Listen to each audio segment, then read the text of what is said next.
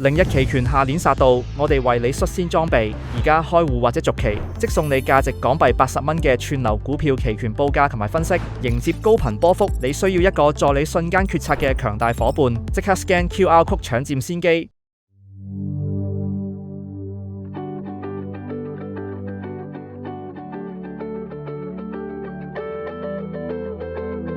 純粹投機性啦。嗱，你記住，佢本身嘅業務係咩先？佢嘅業務係一個叫工業產品鏈嘅一個 provider。咩叫工業產品鏈咧？譬如話，我而家生產個 product， 無論我呢個 product 係汽車啦、人造衛星啦、罐頭啦或者化妝品啦，咁你呢個產品要有個流程啊，由生產一路至到你呢一個包裝，包裝之後運輸，運輸完之後做 marketing。你成個流程入邊嚟講，係咪都需要有啲嘢幫手啊？譬如，喂，你要運出外國，呢個產品合唔合規啊？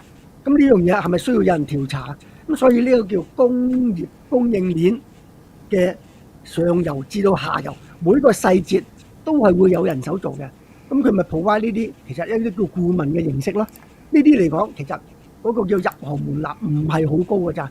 好多嘅顧問嘅公司都可以做到呢樣嘢嘅，同埋唔會有呢個好高嘅科技去做呢啲咁嘅嘢嘅，純粹係一個叫做人腦，一個普通嘅商業智慧就可以做得到嘅。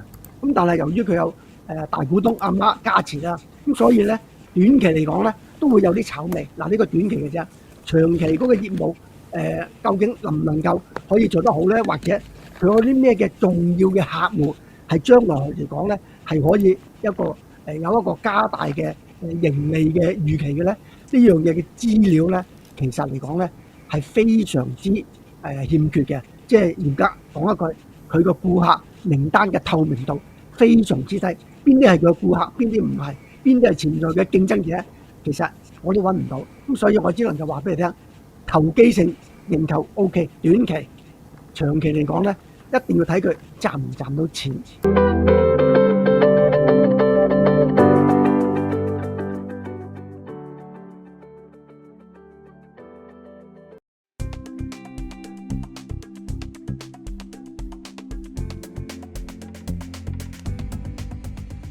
ETNet 專業版 HV2 股票報價系統，幫你洞悉大局，捕捉投資先機，即刻申請啦！